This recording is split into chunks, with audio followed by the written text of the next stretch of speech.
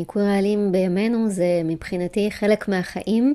יש לנו חיים קצת אינטנסיביים, הייתי אומרת, גם לגוף שלנו, גם לנפש.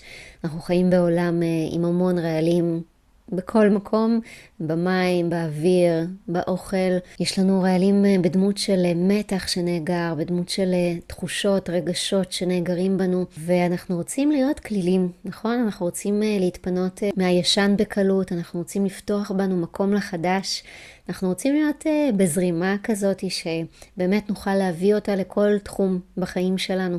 ברחבי העולם קוראים לניקוי הרעלים הזה קופי אנמה, בעצם חוקן קפה, וממליצים עליו גם רופאים, גם אחיות, גם אנשים מתחום הרפואה המשלימה, וגם אני ממליצה עליו, ואני קודם כל עושה אותו בעצמי המון שנים. נכון לרגע זה 27 שנים. זה כלי מאוד ידוע, שמשתמשים בו המון אנשים בכל רחבי העולם. יש לו תרומה מאוד גדולה גם לגוף שלנו וגם לנפש שלנו. קודם כל הוא נותן המון אנרגיה, הוא נותן הרגשה של כלילות.